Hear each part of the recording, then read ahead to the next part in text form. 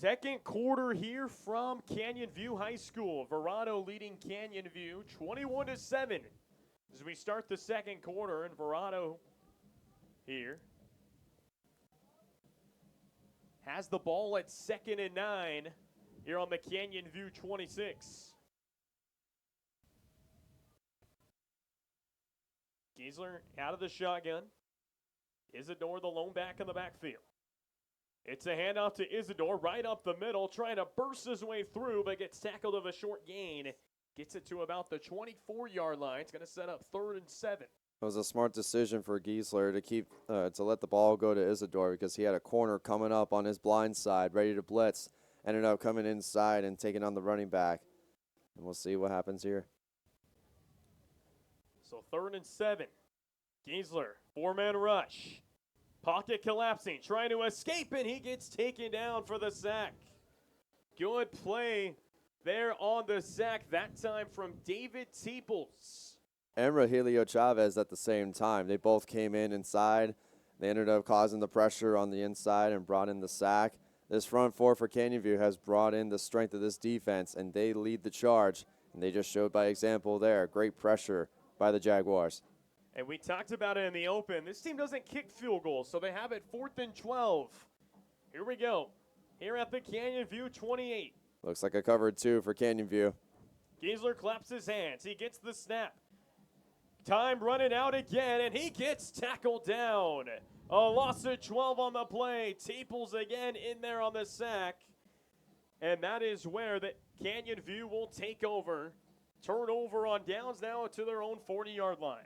He's a guy that loves to hurry on the quarterback. He even mentioned that he's not very good at coverage overall, but loves to send the pressure when it comes to taking on the quarterback. He loves that one-on-one matchup, and when it's open space, he's able to get him. So Canyon View, who scored their only touchdown on a pick 6, and that was back on just the 3rd play of the game on a 3rd down. And it looks like the 3rd-string quarterback, Mickey Raftery, is going to be in here, who has just 24 passes this season for 88 yards. And now we got a penalty marker down on the field, and it's going to back up the offense 5 yards. So it looked like it was delay game. Play clock was winding down. They couldn't get the play off. So Raftery here under center. Play action, rolls out left side, throws over the middle, a diving effort, and looks to be held onto for a short game, Jamari Hector. So a gain of 1 yard. It'll set up 2nd and 9 at their own 41. That's arguably the best play they've had all night. They had a turnover on the last drive, and they haven't been able to get any kind of move on this Vipers front four and against their DBs. This unit overall is holding their own. So 2nd and 9. Raftery gets the snap, swings it out wide, caught, short gain, and muscles his way through, and going to be about 3 yards short. So a good quick pass there, caught by Brandon Catalan. And it's going to set up a 3rd and 4 at their own 45-yard line. Short gains, short gains, short gains. That's all that's going to be working in this game for Canyon View. If they want to be able to come back and win this game, they have got to tire out this Vipers defense. So, pardon me, they mark him at the 49-yard line. So a 3rd and 1. 3-3-5 for Vipers. Raftery hands it off here to Sims. Sims gets stood up. A loss of 1 on the play. And it's going to set up 4th down. And with them being down 21-7, you would think they would go for it here. And the offense is going to stay out there. Both of these offenses have been so aggressive tonight when it comes to 4th down play calling. There's only been 1 punt in this game. And now Canyon View is going to have to get aggressive here if they want to stay in this game. So Raftery hustles up to the line of scrimmage and was pointing as if he thought he drew one of the defenders off sides. Play clock down to 10. And now a timeout called here for Canyon View. So it looked like they were trying to potentially draw him off sides, but now they'll call a timeout and potentially draw something up here. 21-7, and it's been all Verrado so far, and really just that one play, that one mistake from the senior Chase Giesler on that 3rd and 9. The pick 6 obviously caught from the captain, Gavin Levin, but besides that, Ethan, it's been all Verrado.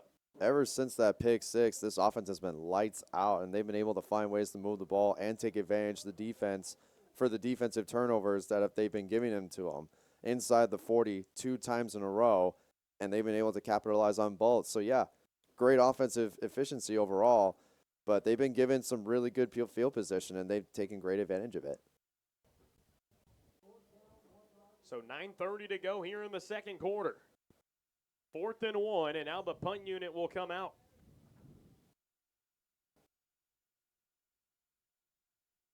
Vipers defense on their toes. Waiting back as Doris Brown to field the punt. Punt backs up Brown, calls for a fair catch, and fields it just outside the 10-yard line. And it looks to be at around the 9-yard line, and that is where Verrado's offense will come out again. After that pick, they've had 3 touchdown drives and have been showing that, again, they don't punt, they don't kick field goals. Very aggressive, and arguably one of the more aggressive offenses in Arizona, which is why they're averaging 45 points a game. I couldn't agree more. And in this game, the star of their offense has been Caden Jing. He has 2 receiving touchdowns in this game already off of 3 catches, and they have to find a way to be able to cover him up, especially now that they're pinned inside of their own 5. So we'll see if Canyon View can get really aggressive here on defense. So Chase Giesler here has it out of the shotgun. Hands it off to Isidore. Isidore exploding up the middle. Gets a short gain of about 3, maybe 4 yards. Looks like they mark him out at around the 12-yard line where he was tackled. So makes it 2nd and manageable here for the Verrado offense. Ever since that 34-yard run, Isidore hasn't been gaining much against this front 4. This Canyon View defense is trying to stand tall. 2nd and 6. Inside handoff to Isidore again, and he gets wrestled down, but not before the first down, as it looks like they're going to grant it. Feed your engine. That's exactly what they're doing. If they want to keep being efficient against this Canyon View defense, that's what they got to do. Ground pound the ball. They keep running it up the B gaps between both guards for Vipers. Jake Isidore has already had 600-yard rushing games out of the 8. Another handoff to Isidore. Isidore has a burst, turns upfield. Isidore still going deep down the field in the secondary. Tackled at around the 47-yard line. A 30-yard run, and it sets up just around midfield for the Verrado offense. Got to give it to the offensive line. Great job by Alex Kennedy and Trey Hageman. They've made 2 great holes on the right side between the B and C gaps. They roll quick, and they swing it out. Caught by Brown. Brown looking for some blockers. Still going. Brown bulldozing his way and gets about a gain of 8. So the ref looks to mark him at around the 48-yard line, now inside Canyon View Jaguars territory. It's been a while since they've called a screen pass over there to Dearce Brown. He hasn't gotten the ball much tonight, but they're going to try and get him involved more, hopefully. Trips bunch on the right. 2nd and 5. Giesler rolls outside the pocket, swings it right side, caught, diving for the first down. Right around the 35-yard line. What a catch. And it was held onto from Roman Alicia, but he got up and it was shaky and immediately heads to the sideline.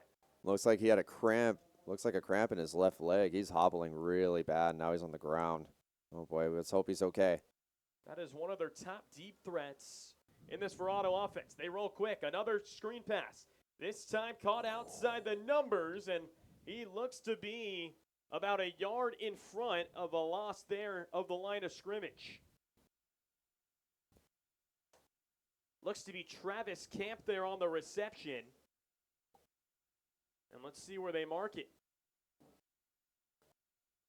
So it's going to be a loss of 1. It's going to set up 2nd and 11 here at the Canyon View 36. Watch that high seam. It's a run to Isidore, who has a hole up the middle. Another good burst from Isidore.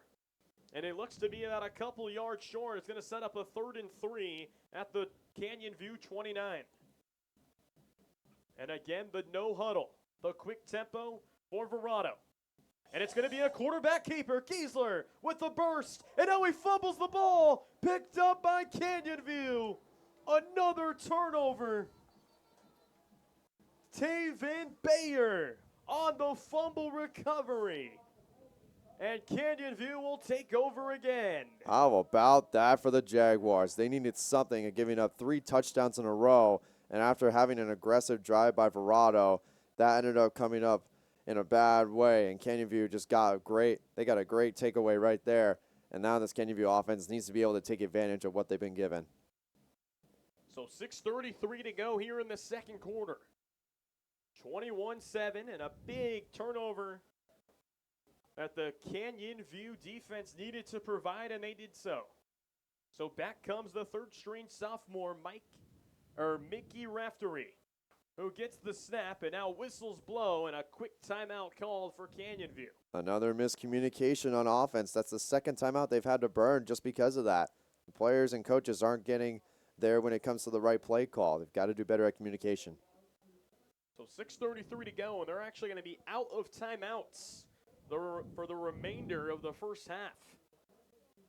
And again, Chase Giesler, a guy who doesn't turn the ball over. He had just 4 interceptions, 2 fumbles coming into tonight. He has 1 of each tonight, Ethan. It's pretty crazy to think about. And we talked about the Canyon View's defense early on being able to cause quite a bit of turnovers and bring a lot of pressure onto the quarterback. And they've actually been doing a pretty good job of it so far, even though it's 21-7. And honestly, they've been consistent overall. But allowing 21 points on defense is not going to be able to hold up, especially against a solid team like Verrado. But Verrado's looking a little sloppy when it comes to the offensive side of the ball since that 3rd touchdown.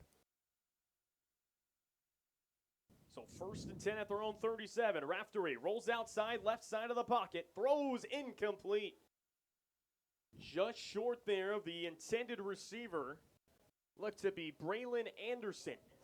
Just about a couple yards short of reaching him, and kind of just spikes it in the ground with pressure in his face. 2nd and long.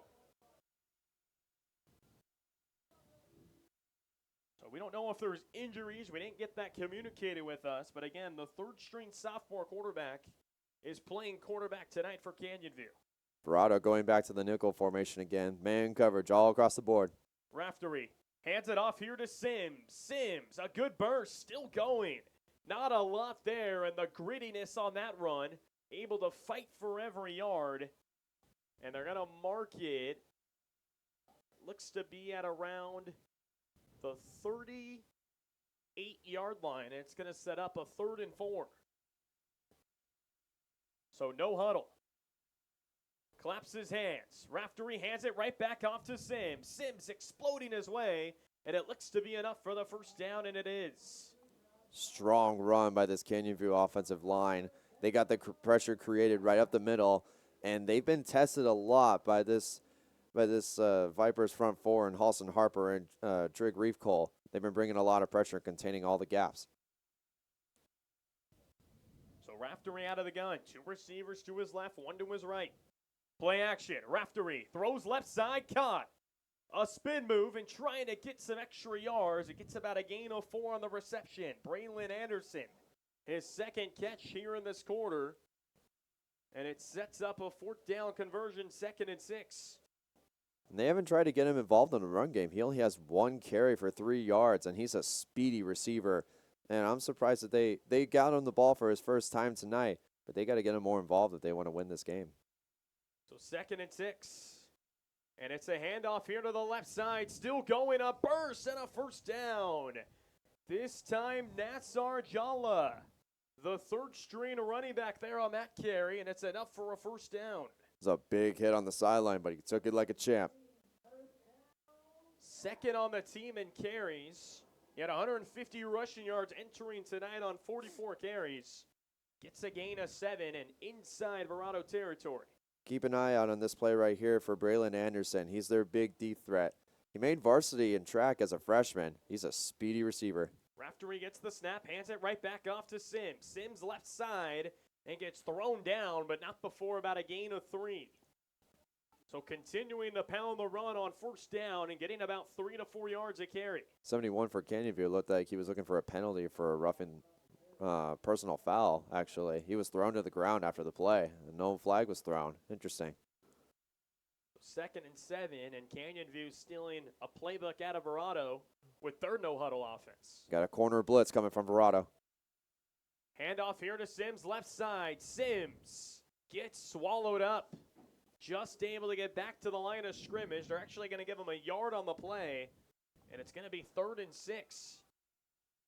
If I'm Verrado right here, I'm sending pressure once again. Man coverage all across the board, get aggressive, and bring pressure onto the quarterback, especially with his lack of experience. This is only the 2nd game that he's played in all season long. And usually with quarterbacks like that, inexperienced, it's tough when they're under pressure. So Mickey Raftery here on 3rd and 7 at the Verrado 43, under center. Play action, Raftery, a deep drop. He's just going to air one downfield in double coverage. It's picked off. Intercepted by Verrado. Back the other way, it's Jayce Brown. He's got a seam right side. He's got blockers. Brown still going. One man to beat and tackle that around midfield. The first interception thrown tonight from Mickey Raftery. And it sets up Verrado at midfield. What did I say? Pressure makes backup quarterback struggle, and it happened right there. He threw a duck up, got the interception, got a good return on it. That's all you have to do when it comes to an inexperienced quarterback. And Canyon View's defense has been put in bad positions tonight, but at least this one is only at midfield. But again, this Verrado's offense, who averages 45 points a game, is really hard to stop. And they've gotten a couple turnovers tonight, but they've also allowed 3 touchdowns, so it's a little bit of a mixed performance. Yeah, and you mentioned the 2 turnovers, and obviously they were able to capitalize on their first one, resulted in the pick 6. But again, you force a fumble. They were driving inside your 30. You get the fumble, and then your offense turns it over right back. It was a 3rd and 7. It was a blitz, and again, he just kind of threw it with pressure in his face and double coverage, and Jayce Brown read it all the way. Looks like a penalty on, seems to be after the play against Canyon View. And if that is so, obviously, and it looks to be, it's going to put him, it's going to start Verrado inside Canyon View territory. And if it is, it should be 15 yards, and that'll have him at around the 36-yard line. And it is. So a 15-yard penalty. We don't know if it was unnecessary roughness or a personal foul or whatever it was. But it sets up Verrado first down, the Canyon View Jaguars 36-yard line. Look at the formation that the Vipers are in. They're in Trimp's bunch. This is the first time we've seen this formation all night long with 3 stack receivers. Jayce out of the gun. Isidore. He hands it off to Isidore. Up the middle. Still going and diving forward for about a gain of 7, maybe 8. And now a late push at the end of the whistle. And it's going to be a penalty and a late hit after the play. That one's going to be another penalty, most likely on Canyon View. They're letting their frustrations out because they keep getting put in these bad spots. And once again, it is another personal foul on Canyon View's defense. Got to keep their tone down if they really want to put themselves in better position, but that's 2 times already on this drive with personal fouls. 3:15 remaining here in the second quarter, and refs still sorting it out. And yes, my partner Ethan here is correct. So it's going to be against the Canyon View defense, and it's going to set them up around, looks to be the 14-yard line, or make that the 14 and a half. So inside the red zone for the Verrado offense. They got Travis Camp out wide, one-on-one. Handoff right to Isidore, right up the gut, and gets a good surge of about 9 yards. So they're going to mark him at the 6-yard line in a quick tempo here. 2nd and 1. Claps the hands, right back to Isidore, exploding forward and gets the first down. So tackled at the 2-yard line, and again, they're picking up the pace. Pistol formation once again. That's been effective all night long. 1st and goal. Handoff to Isidore, and this time bulldozing his way forward and just short before the goal line. Giesler, the quarterback, was throwing his hands up, thought he was in, as Gavin Levin there on the wrap-up. 2nd and goal at the 1. Right back to Isidore, bulldozing his way forward, he's in. Touchdown, Verrado High School. 27-7. Second touchdown of the night for Isidore. He's been a physical runner tonight. He's been fun to watch. 3 big runs and a lot of short runs, but they've been so effective and opened up this entire offense completely. If they keep running it with Jack, it's going to be an MVP night for him. He'll probably win player of the game if he keeps this up. Yeah, and he's already won 4 player of the games this season, Ethan. So obviously not a big surprise for him. Jordan Hiller on for the extra point try, 3 for 3 tonight, and it's through right down Broadway. So 4 for 4 tonight on extra points, and it's 28-7. Verrado over Canyon View with just 2:20 to play in the first half. Talk about a physical drive, but again, you're getting a gift if you're Verrado. You get the interception, you get it all the way to the 49-yard line, then you have the late hit penalty. That got him and started at the 36-yard line, and again, you're getting gifted, and might as well use that gift, but you haven't seen really Verrado air it out much. Everything's kind of been underneath, and they're just pounding the run with Isidore, and we talked about a guy who, in his last 5 games in a row, he's rushed for over 100, and already at 100 here in this first half. And at this rate, he's going to get to 300 yards with the way he's running, and this offensive line has done a good job, especially on that left side by Hageman and Kennedy, and they've been creating big wide open gaps when it comes to the B and C gaps, running on that outside and up the middle too. So a little squirrely kick here from the Verrado kicker, Hiller, and it's fielded and tackled at around the 28-yard line.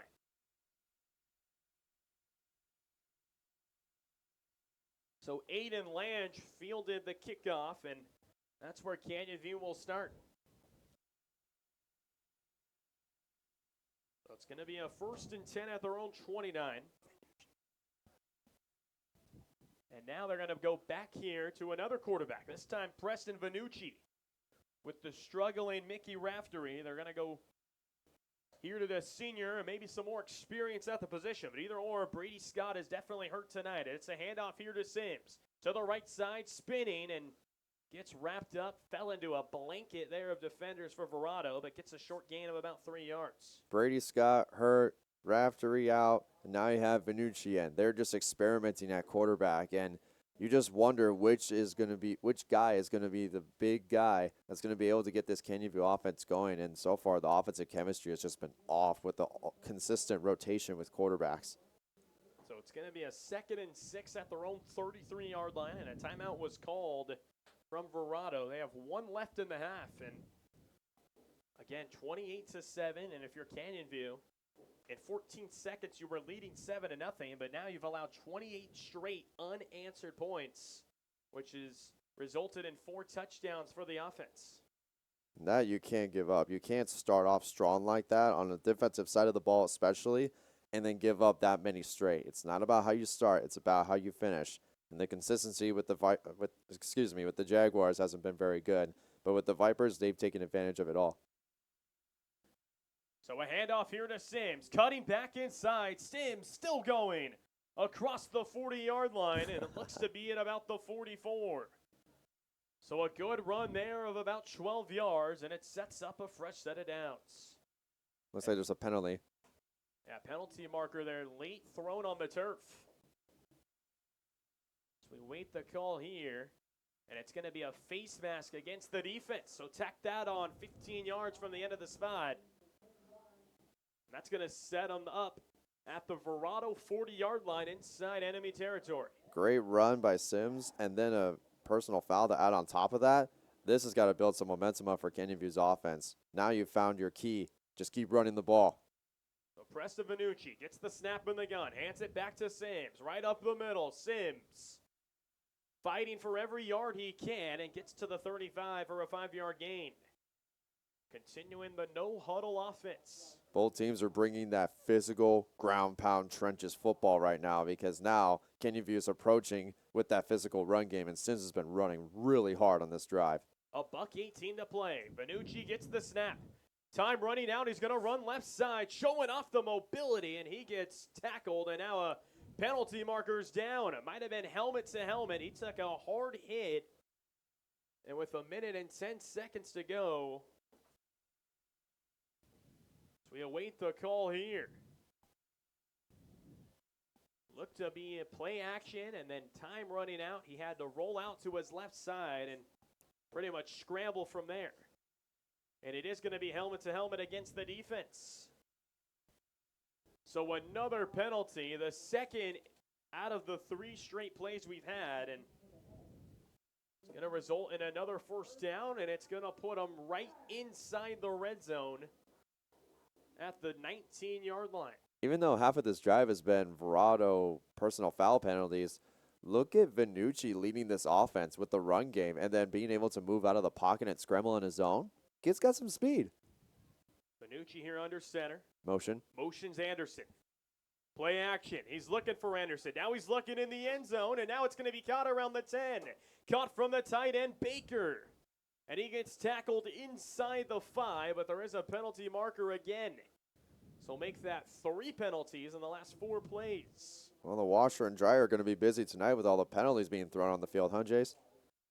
A lot of laundry for sure, Ethan, and this time it looks to be against the offense.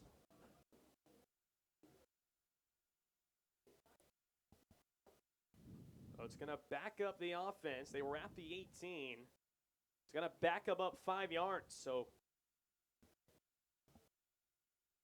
look to be a legal motion or an illegal shift, and 5-yard penalty. It's going to have them now at 1st and 15 at the 23-yard line. Watch for Dearce Brown over on this weak side close to us. He might be in for his 2nd interception on the season potentially. So Vannucci now will be out of the shotgun. DJ Sims, the running back in the backfield. Drops back to pass. Vannucci, a clean pocket. Time running out, tries to scramble, and it holds on to the football as much as he can and just gets it to about 2 yards. Good tackle that time from Trig Reefcool there on the tackle. As they spike it there, and now there's a penalty marker down.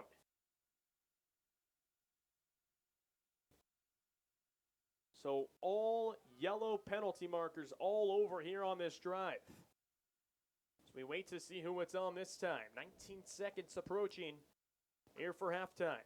Going back to that last play, Trig Reefcool has been a monster for this Verrado front 4. He also played shot put and discus this year, getting fifth or better or 4th and better in both, and is also very good at javelin.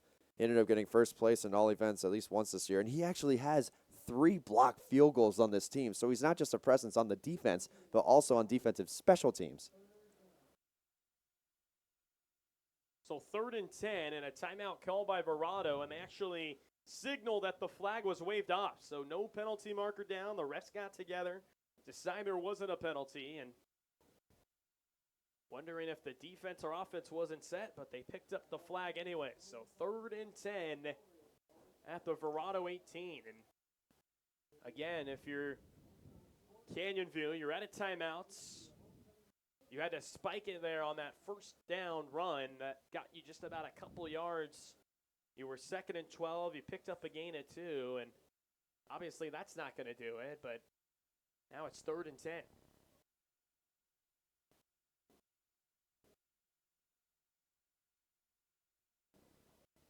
If you're Canyon View right here, you've got to take a shot to the end zone. You're not looking for a 1st down because then the clock will keep running unless if it's out of bounds.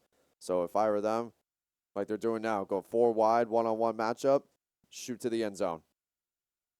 Watch out for the blitz right here. So 3rd and 10, 19 seconds to go. Vannucci gets the snap, rolling out. He's got wide open grass in front of him. He's going to take off and run. Vannucci showing off the burners.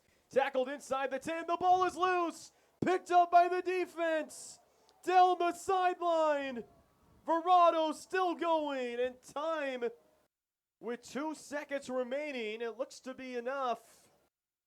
And they're going to have it. And now the time is going to run out.